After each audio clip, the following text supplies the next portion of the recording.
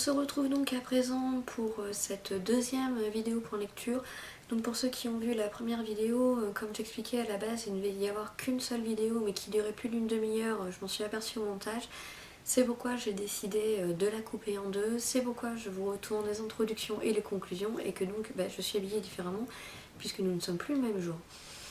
Donc on va pas tarder et je vais de ce pas vous présenter les 3 dernières lectures que j'ai terminées et dont je voudrais vous partager mon avis. J'ai lu le premier tome d'un des petits qui est Indie After, qui a été écrit par Dimitria Lunetta et qui est paru aux éditions Lumen. Très sincèrement, ça a été une vraie petite bombe à lire, j'ai complètement adoré ce bouquin. Pourquoi vous allez me dire, ouais, une dystopie de plus sur le marché ou un roman post-ap de plus sur le marché. Je dirais oui et non parce que ce livre mélange en fait totalement deux genres. Vous avez une catastrophe qui débarque aux États-Unis et aussi dans le monde entier qui va décimer totalement la population. Ce sont, comme dit la 4e de couverture, des créatures sans pitié déferlent et dévorent les humains. C'est totalement ça. Et donc en fait, vous rentrez dans un roman totalement, on va dire, post-apocalyptique, même si c'est pas la vraie apocalypse, et quand même toute la population ou presque décimée. Donc vous êtes dans un roman post-apocalyptique où il s'agit énormément de survie. Donc ça, c'est ce que vous allez avoir surtout pendant la première partie du livre. Et là où c'est très fort, c'est que l'auteur sait nous mélanger les genres, c'est-à-dire que à ce roman post-apo axé sur la survie, va venir se greffer sur la seconde et la troisième partie du livre, une super dystopie. Voilà. Je vais pas trop vous en dire, je vais franchement pas trop vous parler de l'histoire, je vous laisse la découvrir, elle est géniale. Je vais plutôt m'attarder déjà sur cette ambiance qui est vraiment tip top, parce qu'il faut savoir que les créatures, elles voient rien, quoi. Elles sont un peu miro, alors par contre elles ont une putain d'ouïe, mais si vous respirez trop fort, elles vous voient, elles vous traquent, elles vous bouffent. Donc en fait le seul moyen de survivre, c'est ce qui va arriver ici à notre héroïne qui s'appelle Amy, et je peux pas vous donner son âge non plus parce que vous la rencontrez, elle a 14 ans, mais comme ça dure, le roman se passe sur plusieurs années, vous la suivez de ses 14 à 17 ans ou quelque chose comme ça. Et donc Amy va se rendre compte que si elle veut survivre, elle n'a pas intérêt à faire le moindre bruit. Donc les chaussures c'est proscrit, parler c'est proscrit, beaucoup de choses sont proscrites. Et donc Amy va réussir à survivre. Et là, pourquoi une gosse de 14 ans, elle, va réussir à survivre quand la plupart des gens se sont fait bouffer? Et bien là aussi, l'auteur nous a donné une super explication qui tient notamment grâce à ses parents. Parce qu'en fait, Amy, elle est quand même coincée entre une mère parano et un père un peu hippie, cool, hyper écolo. Et donc, grâce à la nature de ses parents, elle va réussir à survivre. Je vous en dis pas plus, vous comprendrez vraiment en lisant, mais ça crédibilise en fait le fait qu'une simple gamine de 14 ans arrive à survivre. Je vous cacherai pas qu'Amy au début je l'ai trouvée un petit peu trop mature. Elle a 14 ans mais elle apprend hyper vite, elle comprend super vite, visiblement elle est un petit peu surdouée aussi sur les bords. Mais au début j'ai trouvé que ses réactions étaient un petit peu trop matures. Au fur et à mesure que le temps passe et qu'elle apprend et qu'elle grandit, ça s'affine un petit peu, mais voilà. Au début elle est un peu trop mature et puis surtout elle est impitoyable, quoi. C'est une gamine de 14 ans mais elle est implacable. Elle va prendre les décisions qu'il faut pour survivre et puis point barre, quoi. Les émotions au placard, fermées à clé, on verra ça plus tard. C'est assez impressionnant. Donc je dirais qu'au début elle était quand même hyper égoïste, hyper tataclac et sans déconner je l'aurais bien baffé plus d'une fois, quoi. Et au fur et à mesure qu'elle évolue, elle devient de plus en plus attachante et de plus en plus crédible aussi. Et ce qui va la faire beaucoup changer, c'est que donc au début elle survit toute seule et un jour en allant chercher de la bouffe, parce que comme je vous ai dit on parle de post-apo et donc de survie et donc il faut se nourrir, donc elle va dans un magasin qui a été abandonné, dévalisé, tout ce que vous voulez. Elle va trouver Baby. Qui est Baby? Baby, c'est une petite fille de 3 ans qui par un instinct assez incroyable a réussi à survivre, parce que Baby, elle a compris que pour survivre, il fallait faire aucun bruit. Vous en apprendrez beaucoup plus sur Baby dans ce livre-là, mais je vous laisse découvrir, parce qu'en fait, c'est un livre où vous avez des révélations du début à la fin, des surprises du début à la fin. Enfin bref, revenons à nos moutons. Amy va rencontrer Baby, et Baby, cette petite gamine de 3 ans, va devenir un petit peu le point d'ancrage d'Amy, puisque maintenant Amy elle a un petit peu une raison de continuer à se battre et à survivre, et puis elle a quelqu'un à qui s'accrocher. Et d'ailleurs c'est la première fois qu'elle va baisser un petit peu sa garde et accueillir comme ça une humaine, hein, une humaine qui plus est emboulée, parce que c'est une gamine de 3 ans, il faut la nourrir, avec elle. Et donc le duo est assez génial, très sincèrement, la petite Baby, c'est pareil, hein, vous la voyez grandir, elle est tip top quoi. Mais tout n'est pas facile parce que, encore une fois, vous n'avez pas le droit de faire de bruit, donc elles ne peuvent pas parler. Donc pour communiquer, tout ça, c'est pas évident. Mais c'est pas grave, elles vont trouver des solutions que je vous laisse aussi découvrir parce que je trouvais ça hyper génial. Mais, ouais. Et donc, pour revenir à l'ambiance, au début, le fait qu'elle ne puisse pas faire de bruit contribue vraiment à une ambiance un petit peu, je vais pas dire pesante parce que c'est pas le mot, mais ouais, c'est quand même assez... c'est assez sombre, vous savez qu'au moindre bruit, il risque de se faire dévorer, donc il n'y a aucun bruit, et, tout doit se faire dans le calme, il ne faut pas parler, il faut pas... Donc voilà, on a une ambiance quand même qui est assez stressante, qui est assez anxiogène, mais qui est géniale. Et après, dans la deuxième partie du bouquin, l'ambiance change un petit peu. Vous avez quelque chose avec plus... c'est moins pesant, c'est moins sombre. Par contre, c'est pas beaucoup plus, il n'y a pas beaucoup plus de sécurité, on va dire, que le danger est d'un tout autre ordre, même si les créatures sont toujours là, hein, elles ne se sont pas barrées, vous inquiétez pas, elles ne s'abandonnent pas comme ça. Mais il y a une deuxième source de danger, et donc ça rend, ouais, ça rend une super ambiance, toujours un petit peu tendue, toujours un petit peu mais, sur le fil du rasoir, quoi. Amy, elle sait qu'elle n'a pas le droit de déborder, elle sait qu'elle doit faire super gaffe à tout ce qu'elle fait et à tout ce qu'elle dit. Donc voilà, donc il y a vraiment une ambiance surprenante et prenante dans ce livre que j'ai adoré et que j'ai dévoré. Et puis aussi vous avez le scénario qui est hyper génial. Le fait d'avoir mélangé comme ça deux genres, une dystopie, un roman de survie post-apo, c'est super génial aussi. Et puis surtout, vous avez énormément de surprises, de révélations. Tout au cours du roman, vous apprenez des choses, vous croyez des choses, et en fait ce que vous croyez n'est pas vrai. Et puis la fin, mais alors la fin du tome 1, mais elle a juste envie de vous jeter sur le tome 2 pour savoir ce qui va se passer. Mais qu'avec 2 tomes, vous savez que vous aurez la révélation finale à la fin du tome 2. Moi je veux savoir, quoi. Je veux dire, je pense que au mois de mai, je me fais la suite, quoi. Il n'y a pas... Après quand même, j'étais assez fière de moi parce que la fin, j'espérais une fin, j'espérais une explication. J'avais envie que ça parte dans ce sens-là, et c'est quand même parti dans ce sens-là. Donc j'étais super contente en plus parce que mon souhait a été exaucé. Mais c'est à peu près le seul moment où je me suis pas fait berner par l'auteur, hein. Le reste du temps, je peux vous dire que niveau surprise, révélation, retournement de situation, et je vous en passe, ce livre il est rempli de ça. Vous vous ennuierez jamais, il n'y a rien à acheter dans ce bouquin, il n'y a rien à jeter. Donc vraiment, j'ai qu'une chose à dire, mais lisez-le, lisez Indie After et redites-moi ce que vous en pensez. Et si vous l'avez déjà lu, n'hésitez pas à me laisser des commentaires dans la barre d'infos pour me dire ce que vous en avez pensé. Ensuite, je me suis attaquée à un autre livre qui fait parler pas mal de lui en ce moment, parce qu'il s'agit de Red Queen, qui a été écrit par Victoria Aveyard et qui est apparu, excusez-moi, donc sont les éditions du Masque, et c'est notamment la collection MSK qui commence à nous offrir pas mal de bonnes petites pépites, et Red Queen, ça en fait partie. J'avais lu le résumé, j'en ai entendu parler au salon de Montreuil, donc c'est novembre ou décembre de l'an dernier, je sais plus, et je m'étais dit, ouais, dès qu'il est sorti celui-là, il faut que je le lise, il a l'air vraiment... il m'a tiré, quoi. Et grand bien m'en a pris, puisque j'ai vraiment adoré cette lecture qui est surprenante.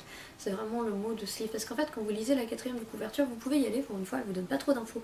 Au contraire, vous savez pas trop dans quoi vous embarquez, et donc je vais me faire le plaisir de ne pas vous dire dans quoi vous vous embarquez, et juste vous dire que c'est hyper surprenant, que c'est hyper bluffant, et que comme dans Indie After, là aussi vous avez un mélange de genres. Alors je m'explique quand même un petit peu. Vous avez un monde où les humains sont séparés en deux, je vais dire, catégories, entre guillemets. Donc d'un côté, en fait, vous avez les rouges, et de l'autre côté, les argents. je vous en dirai pas plus. Pourquoi rouge, pourquoi argent, vous l'apprendrez vous-même. Tout ce que vous pouvez savoir, c'est que les argents se font appeler surhumains en fait, parce que ils ont des pouvoirs. Donc ils ont des pouvoirs de différentes natures. Ils peuvent soumettre l'eau à leur volonté, ils peuvent lire dans l'esprit des gens, enfin ils ont des dons de vraiment différentes natures, et donc on va dire qu'ils sont un peu la noblesse, voilà, un petit peu les maîtres, un petit peu la noblesse de ce monde. Et les rouges, ce sont des humains comme vous et moi, qui n'ont aucun nom particulier, hein, sauf celui d'apprendre et surtout de travailler, et dans ce livre, de servir d'esclaves aux rouges. Parce que en gros, les rouges, ils ont qu'un seul droit, c'est de fermer leur gueule, de bosser, et aussi accessoirement d'aller mourir dans une guerre ancestrale qui oppose plusieurs pays, gouvernés toujours par les argents, hein. Vous avez plusieurs royaumes dans le monde, toujours gouvernés par les argents, et donc évidemment ce sont les rouges qu'on envoie au front, et certainement pas les argents. Donc c'est dans ce monde que vit Mère Barreau, qui est une rouge sans rien de particulier, qui n'a même pas de boulot, et qui est une petite voleuse, main très agile, et donc son futur n'est pas très appétissant entre guillemets, puisque comme elle n'a pas de travail, elle va être envoyée au front dans cette putain de guerre qui sert à rien. Et ça lui plaît pas trop tout ça. Et on va dire que un concours de circonstances, que je vous laisse découvrir, va faire qu'elle va se retrouver catapultée au palais, où elle va en fait on va lui trouver un boulot là-bas, mais il va se produire un fait incroyable. Tous les argents vont se rendre compte qu'elle a des pouvoirs. Elle, une rouge, elle a des pouvoirs. Et même mère, elle ne le savait pas, hein, elle l'apprend comme ça, parce qu'il y a un événement qui fait que ça se déclenche, quoi.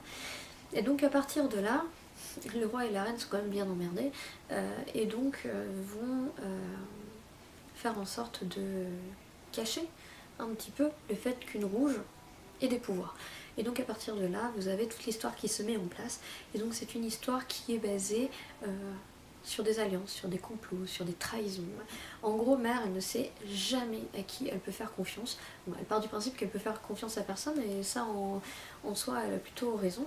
Mais au fur et à mesure de sa vie là-bas, elle va quand même pas baisser sa garde, mais faire confiance à des personnes, elle va faire des choix, mais qui ne seront pas toujours les bons, elle va faire des erreurs. C'est-à-dire que toujours, elle voudra faire les choses bien pour elle, pour ses amis aussi, pour son peuple, mais parfois ses choix vont avoir des conséquences assez catastrophiques, quoi. Et puis Mère Barreau, c'est une gentille fille à la base, quoi. Je veux dire, elle a pas de sous de méchanceté, et elle est catapultée dans un monde sournois et cruel, et elle a un petit peu du mal à se faire à tout ça, et des fois elle va donner sa confiance à des gens à qui elle aurait pas dû. Mais bon, reste à savoir, est-ce qu'il y a seulement une seule personne à qui elle peut faire confiance dans tout ce livre? Voilà. Donc ce bouquin il est assez prenant, parce que pareil, vous avez toujours, c'est totalement différent aussi bien dans l'ambiance que dans l'histoire que des Indie After, mais par contre vous retrouvez toujours cette ambiance avec des retournements de situation, des surprises.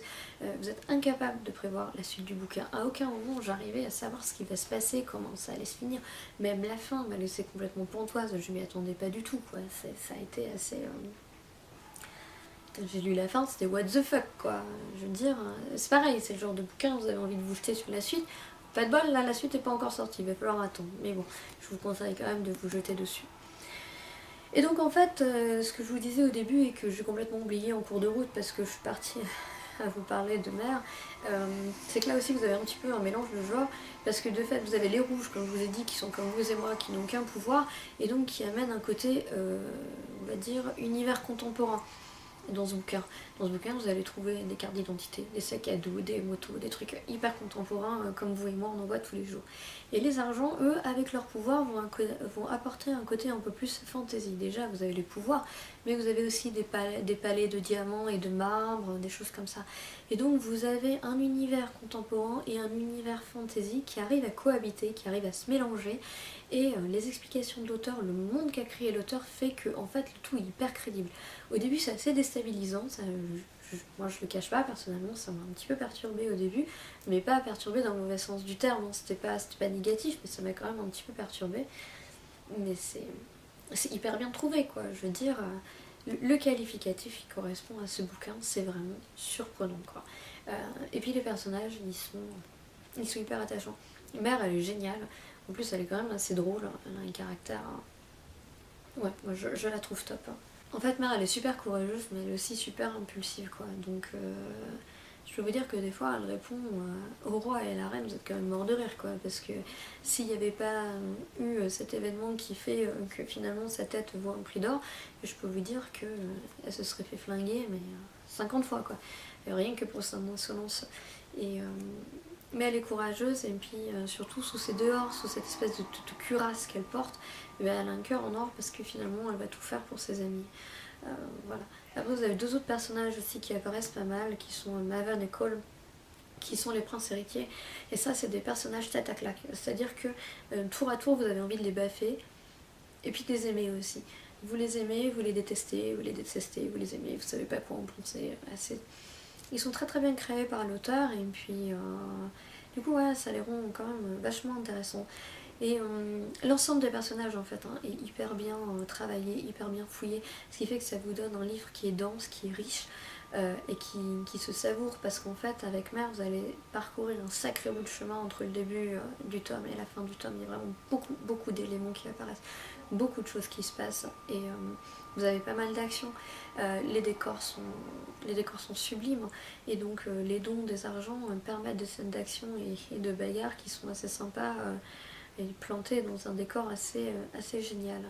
Donc ouais, Red Queen ça a quand même été un coup de cœur, parce qu'il est surprenant, parce qu'il est unique, parce qu'il est riche, parce qu'il est super, hein, tout simplement, parce qu'il est complètement addictif. Enfin, la dernière lecture que je vais vous présenter, c'est un livre qui n'est plus vraiment en fait à présenter parce que tout le monde le connaît, et honte à moi, je l'avais encore jamais lu. Si vous avez regardé ma pile à lire pour le mois d'avril, vous savez qu'elle fait partie des éventuels lus. Et donc j'avais regardé le film, mais je n'avais pas encore lu le premier tome de Hunger Games. Donc en fait, au niveau du film, j'ai vu le premier film, j'ai pas vu les autres parce que du coup, comme j'ai adoré, je voulais lire le bouquin et me garder la surprise. Donc là, je compte lire les livres avant de finir les films. Donc voilà, j'ai quand même attaqué ce tome 1 et j'ai complètement adoré. Même si j'ai vu le film, en fait, ça n'a pas gâché ma lecture. Bon, l'histoire, je la présente pas parce que je pense que tout le monde la connaît, mais je dois quand même avouer que j'ai trouvé en lisant ça que le film il est fidèle au bouquin. Alors ok, vous avez quelques raccourcis dans le film qui sont obligatoires, je veux dire, vous avez des éléments scénaristiques qui disparaissent pour les besoins du film, parce que vous pouvez pas faire un film qui dure 4 heures, mais j'ai trouvé assez fidèle. Moi, Katniss, la nana qui joue dans le film, me demandez pas les noms d'acteurs, je suis hyper nulle en film, je suis incapable de vous dire qui c'est. Mais Katniss, son visage, la façon dont elle bouge, la façon dont elle est, je la retrouve vraiment bien là. Même Pita, Haymitch, et même Effie Trinket, là, la nana qui vient au début, qui vient du Capitole et qui vient faire le tirage au sort de la moisson avec sa perruque rose qui est complètement tarée. Elle colle super bien, quoi. Et l'univers dans le film est bien. C'est comme je disais en fait un peu dans ma chronique, c'est que personnellement je pense que j'aurais vu le Capitole un peu moins futuriste si j'avais pas vu le film avant de lire le livre, mais ça s'arrête là, ça colle super bien. Par contre, mais ce bouquin il est trop génial, quoi. C'est Katniss qui vous donne son avis, donc vous avez toutes ses pensées, vous avez tout son raisonnement, son évolution du début à la fin, et en fait du coup et bien tout me paraît beaucoup plus clair, beaucoup plus limpide, parce que je sais pourquoi vraiment elle agit comme ça. Alors que le film il se contente de vous donner des infos, de vous en mettre plein les yeux. Là vous savez pourquoi, vous avez vraiment les pensées de Katniss, et j'adore cette héroïne, elle est vraiment géniale. Cette meuf elle en a bavé quand elle était gamine pour réussir à survivre, à faire survivre sa famille, et ça lui donnait une force qui lui permet de survivre dans les Hunger Games. Et puis surtout, le bouquin, comme je disais, il n'y a pas de raccourci, hein, donc il est beaucoup plus complet. Et ça, j'ai adoré. On fait plus connaissance avec la petite Rue, on la voit plus, entre guillemets, dans le sens où Katniss prend le temps de parler avec elle, ce qui fait qu'on apprend aussi à connaître le district 11. Dans le film, on ne connaît pas du tout. Et là, j'étais contente de découvrir un peu comment ça se passait dans les autres districts, et notamment dans le district 11. Et là, on voit quand même que dans le district 11, ils en bavent aussi. Hein. C'est pas beaucoup plus facile que dans le district 12, voire même par certains aspects, c'est beaucoup plus compliqué. Donc voilà, c'est un livre qui est vraiment addictif, qui est vraiment prenant. Je ne vais pas m'étaler dessus pendant des heures. Donc voilà, ce sera tout pour cette deuxième vidéo point lecture. J'espère que ça vous a plu et que ça ne vous a pas paru trop long, parce qu'en fait je m'aperçois que j'ai toujours pas mal de choses à dire sur les livres.